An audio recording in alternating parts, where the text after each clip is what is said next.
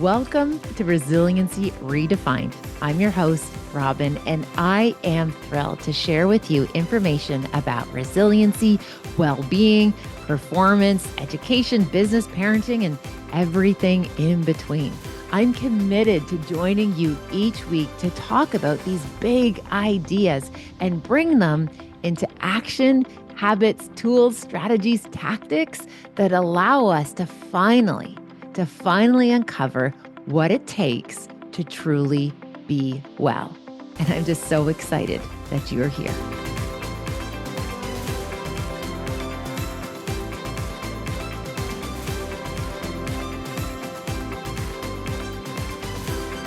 Welcome to episode 2. Okay, so I jumped in here so quickly to record episode 2 after I fumbled my way through episode 1 yesterday, because something that I know is if I overthink this, that I'm not going to keep going, because I'm going to be like, oh, I can redo episode number 1. I'm going to do this and this, but I'm going to create episode 2. We're going to jump in here because, again, I'm giving myself lots of permission to figure this out on the go. Okay, so first and foremost, I am so glad that you are here. I'm so excited to tell you just a wee bit more about my program on human resiliency and how I know what I've come upon, what I've done in the last 2 decades, studying this in a more of a formal way, but also informally for pretty much most of my life.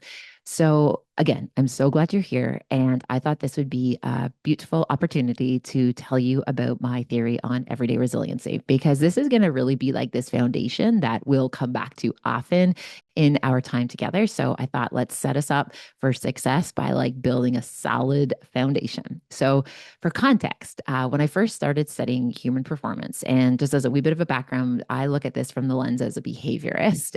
When I first started studying this idea about human resiliency, I was just so curious about what it was about people that differentiated them from people who were be able to get up when life was hard versus those who would give up. I was just really curious about the psychology of the underdog. Now, often, especially when we're kind of pursuing educational different endeavors, we don't always get to go out and study exactly what we want to study. We actually have to essentially have a day job. So the majority of the onset of my program was done essentially off the side of my desk. In full disclosure, I was doing all of these other projects, a lot of supporting other people in their research. And this was this through line for me, though, that I was just so curious about. And whenever I had a window of time, this is where I would put my energy. And again, so this was the research question I started with. Why do people give up versus the people who can get up? What is that psychology about? Now, at the time in the research, so this was in the early 2000s, a lot of folks who were studying human resiliency were talking about things like grit, mental toughness, hardiness, this idea that resilient people were just somehow superhuman in some way or another. And when I started to meet people and share stories and hearing it from a qualitative perspective, when people would tell me about some of the worst things that they've ever navigated or some of the most darkest, difficult seasons of their lives, one of these kind of pieces that came to the front very quickly is that they never would describe themselves as people who were resilient or tough or hardy or strong. Often in this deep vulnerability, they would talk about how vulnerable they felt, how, uneasy they felt, how uncertain. Yet there was this beautiful collective of people who were able to find a way through. So they didn't see themselves as being well-resourced. They didn't see themselves as being these people who can navigate these hard things, but there was something about them that allowed them to do it. So that's what I wanted to find out about, what it is when we don't feel very well-resourced, or we don't see ourselves as strong, or we're literally crying our way through it, yet we are able to persist. What does that take? Now, what we discovered in this work was that there were 5 variables, and I use the word everyday resiliency, because it was what people were doing each and every day that would essentially build these pillars that would be able to hold them up even when everything was going off course, even through the darkest, most difficult days. So I was able to put these together in a theory that we called everyday resiliency. Now, I'm just going to hold for one little correction here. You might hear me interchanging the word we and I. This was my work, and I did learn from so many other people. And I worked with students, I worked with other faculty, I worked with other researchers and scholars. And so often I use the word we because I want to show that this was a collective effort. And at 45, I'm learning that at the end of the day, I did lead this work and it's okay to use I. So this is me learning in motion. So I'll do my best to use I to kind of hold the space of what I was able to do in terms of this work. And I do have this propensity of hiding behind we sometimes because I would never want somebody to feel excluded from how they contributed to this work. Okay, that was like our little public service announcement. Let's get on the task. So when I looked at these variables, when I would go over these case studies and just reflect on these interviews and just these shares that people were so generous to share with me, again, even in the most like unearthly places you could possibly imagine. Like I remember talking to one gentleman on the side of the road in Israel. I remember with a mom sitting on this rock on the side of the road in Honduras. Like I was in all of these different places, just hearing just the beauty of the human condition. And when I looked at it and I took like that, like zoom out and being, okay, so what is it that all these people have in common? These were the five things that came forward. The first one was a sense of belonging. They had a home team. They had at least one person in their life. Now, it didn't have to be the same person throughout their entire life, but they had one person in their life that they were fighting for or that would protect them. Like they had somebody who depended on them. And it was so beautiful to see because, again, it evolved and it shifted and changed through the course of their life. But at every moment, they at least had one person that was in their corner. Now, they might be in a position where they were the one person protecting that other person. Maybe it was a child, maybe it was a sibling, maybe it was an elderly person. They had this like calling to protect. And then there'd be other times when they would have to show up because that person held them accountable, right? So maybe it was a parent who said to their child, like in my case, I'm not going to let you go. I'm not going to let you fall through the cracks. And we'll talk a way more about that in future episodes. But again, just this idea that they had somebody who was with them in it, or even this was so powerful, even the memory of someone, right? Even the memory of someone. It could have been like a colleague, a fallen colleague or a comrade, where they're like, you know what? I got to keep pushing because I'm the only one who remembers this fellow soldier and I will not let myself go down because I have a duty to him or to them. And so again, it was just this beautiful sense of connection that we would call belonging. Okay, so number one is belonging. It's just this idea that we're part of this bigger interconnectedness. Now, the second variable we learned about was perspective. And what's so interesting, the way that I can share this with you is each and every one of us, we carry our perceptions. It's our lenses in which we see the world. Our lived experience form our perceptions. So, like, for example, you meet someone and you have a perception of them very, very quickly. We have these kind of like scripts that we lean into. Even, for example, like asking somebody a question like, what do you do for a living? We actually do that because it actually is like this form of like discovering how much respect that we should show them in this really kind of interesting hierarchical society. It's like, oh, so again, and when we know what they do, it gives us so much information about them very, very quickly. And so we have these perceptions. But the difference here is what I call perspective, which means, yes, I'm the thinker, I'm the seer, I'm the person who's holding this knowledge, but I'm also able to see it in context. I'm able to like step out of myself and see the big picture. And to be able to do that, we have to for sure understand our perception, but also we tie into what we know to be true. And our perception, our perspective grows in relation to the lived experience. So the more information that we have, the more opportunities, the more people we meet, it's going to broaden our understanding. And the other beautiful thread through that is this idea about our head and our heart in alignment. So perspective is being able to operate with that intuition, that heart-centeredness, that gut instinct, while also seeing it in context. That's what resilient people were able to do. Essentially, they can make what matters most matter most in the moment. They can read the room, they can feel the room, and they know what their next right choice is. And then they have this courage to be able to walk into that right choice. Even if it ends up not being right choice, they're able to show up. Now, the third variable I learned about, folks, was the power of acceptance. And my friends, acceptance is tricky. We don't like what we don't like. And so often, many of us think of acceptance as approval, that if I'm going to accept it, it means that I approve of it. That is not what we found. It's not what I found. Acceptance is working within your controllables. It's recognizing what is within my control and what is outside of my control. And these people were able to put their energy, influence, and agency into where they actually could make a difference. They focused more on what they had versus what they didn't have, what they could do versus what they could not do. So they worked with what they were given. Now, in episode one, I gave you this example about how I feel like everybody kind of thinks of life as chess and there's this like perfect knowledge and everything kind of has a place and it works the way it does. But I prefer to think of life as poker, where it's like there's like a general consensus, but you never know what you're going to get. You don't know what hand you're going to be dealt, who you're going to be playing against, but you keep showing up. You keep holding that seat at the table. So when it comes to acceptance, it's this idea that we play the hand that we are dealt to the best of our ability in that moment. And what we see and what I have seen is that when people put their energy there, they're going to get the best return on their investment. Now, the fourth variable we learned about, and this is what I feel like the world needs such a big dose of right now, which is why my super secret project that I'm working on is actually book number 3, all about this variable, the power of hope, choosing to live hope filled, being able to live with the thread of hope in everything that we do radically transforms a person's ability to be able to show up and do hard things. We have to trust that better days are ahead. We have to trust that all this is working for some greater purpose. Now, bear with me on this.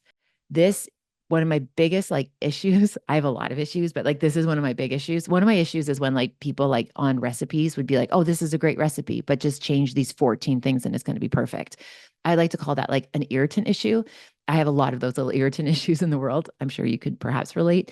But this big issue, this is like a big, solid, like Super Bowl size issue that I have is when people say everything happens for a reason, because that is absolutely what I have seen in my lived experience is not the case, because some things just suck. Some things are awful and horrible, and there is really bad forces in the world.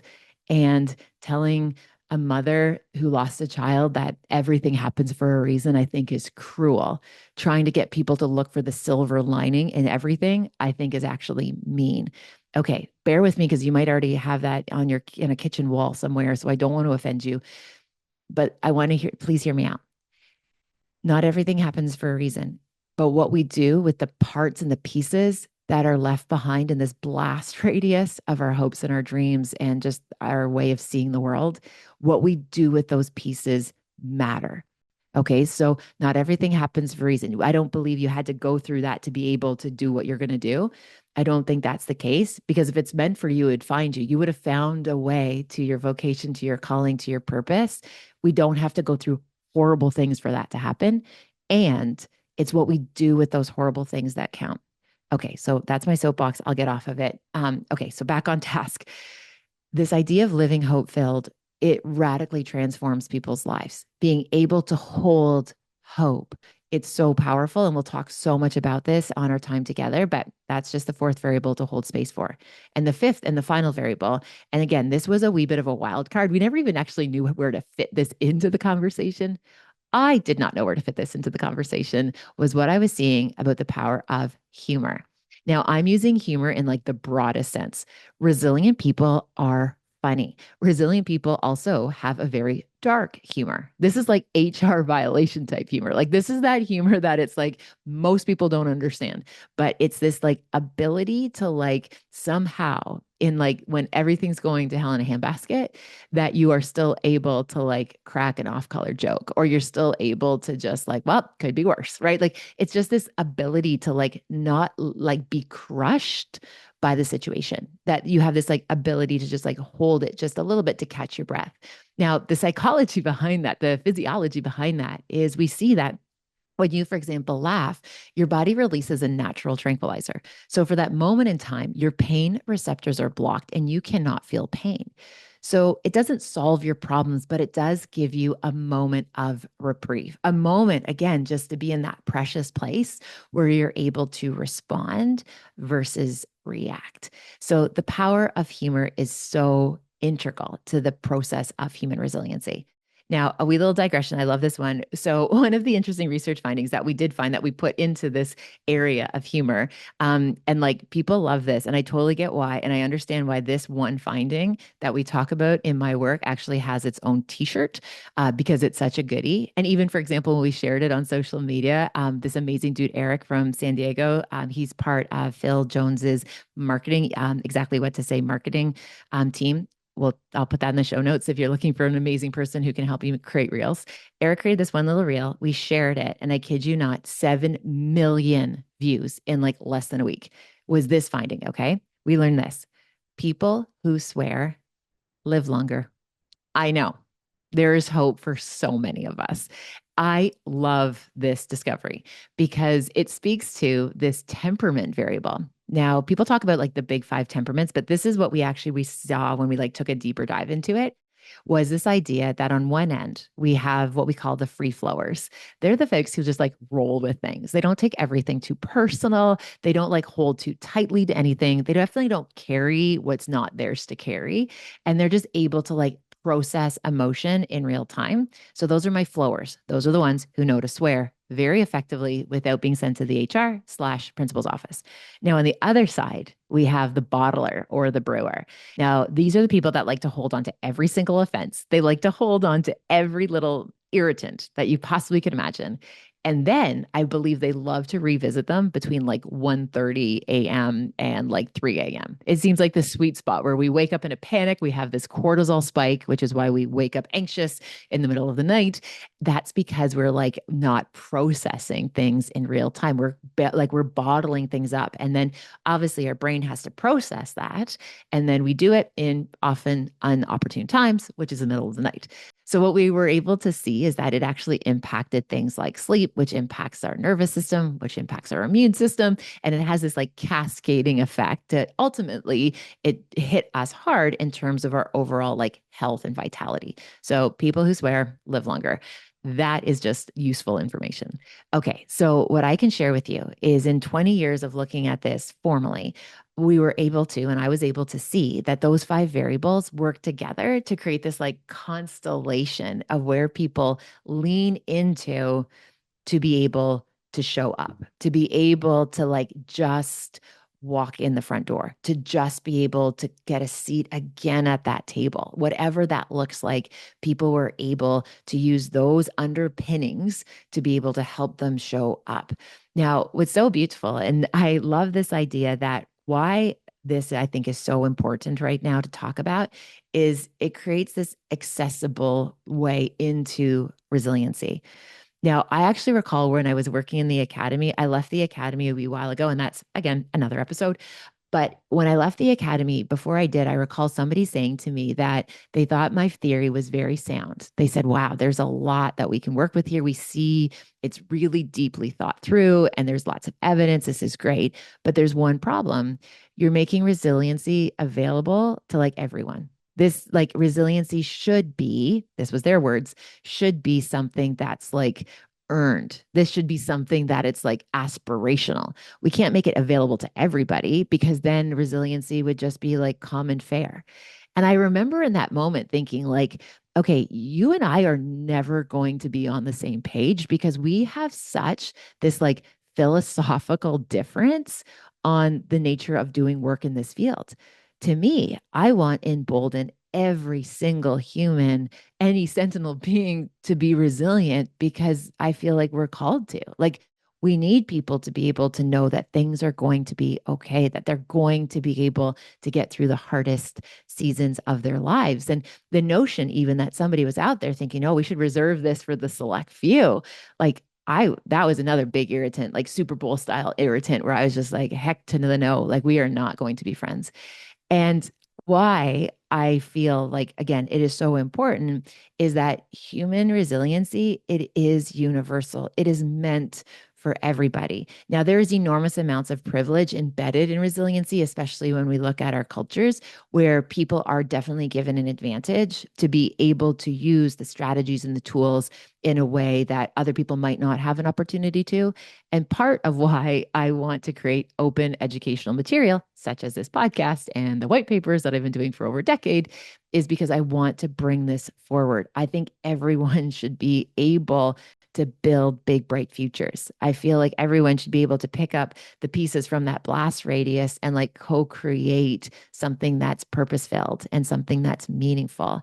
And again, we're natural born problem solvers. So we're innately set up to be able to be resilient. We're also meaning makers, which means that we can learn, we can reflect, we can advance our understanding, we can level up, we can evolve, we can skill up if we need to.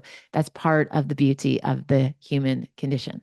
Okay, so that is my theory of everyday resiliency. The 5 pillars again: belonging, perspective, which we talked about from perception, which is ours, but perspective is the bigger picture, acceptance, hope, and a wee bit of humor. Those are what I have seen in my work that help people get through the deepest, darkest, scariest, biggest situations, seasons of their life. Now, I am so appreciative that you are here, that you are listening, because what I want to do in the next episode is we're going to break those down and take a deeper dive into how do we foster, cultivate, and ultimately forge behaviors, rituals, rhythms, routines, so that way we can be well equipped in each of those areas, so we can be our most well-resourced self to show up in every season of our life. Now, I'll share it in ways for you yourself, how we can ensure that your threshold for resiliency is solid. And I'll make sure to include lots of examples on how we can do this for our teams, for our loved ones, our children, the people who matter most to us. So that way, when we send them out into that big world of unknown, we're like sending out poker players, not chess players. Now, again, I have no issue with chess. I celebrate those who play chess. Gosh, I love even in all the X-Men when Magneto and Professor X like had all these like moments of chess, these thought leaders together. It's beautiful. My friends, I'll never be that person, and I'm okay with that. I like to be that little rough around the edges poker. We're going to play it by ear. We're going to do our best to figure it out, because learning is meant to be messy. Learning is meant to be disruptive. It's meant to push us into a place where there's uncertainty, uncomfortableness, unknown. And when we're able to like consolidate and integrate new knowledge, and we're able to see better versions of ourselves emerge, to me, that's the magic. So thank you to each and every one of you for listening. I am so, so excited to be on this journey with you. This episode is like still cringy. I'm sure, again, next week, I'm going to look back at this and be like, seriously, Robyne, that's what you did. But I did do it. So again, in that spirit of do your thing, this is a second example of just show up, put it out there. Please quiet that inner critic that probably sounds like an older sibling or a bad ex-boyfriend. Quiet that inner critic, lean into this like collective of us who are cheering you on. So, okay, episode number 2 hopefully is now in the books. Please, please, please do your thing. Oh my gosh, that's like my second please, please, please. I did that in the last episode. Okay, I need to dial back the pleases.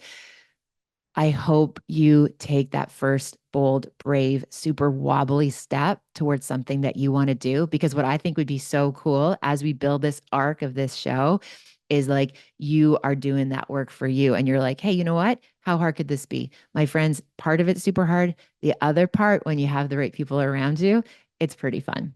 So lean into that. I can't wait to hear from you. Thank you for spending some time with me. 23 minutes in the books. Hope you got some steady state cardio, or you're doing something, driving, making wonderful choices. I can't wait to have you here next time. And in the meantime, take good care, and I'll see you in our next episode. Bye for now. Thank you for spending time with this podcast episode today. I hope you found something helpful in Resiliency Redefined. Please feel free to share it with somebody who you might think could benefit. Maybe there was something useful, something in particular that you think you could pay forward. Also, if you have a moment, please feel free to rate and review this podcast wherever you like to listen to your podcast. It means the world to me. And again, thanks for your time. Thank you for your interest. Take good care, and I'll see you next time.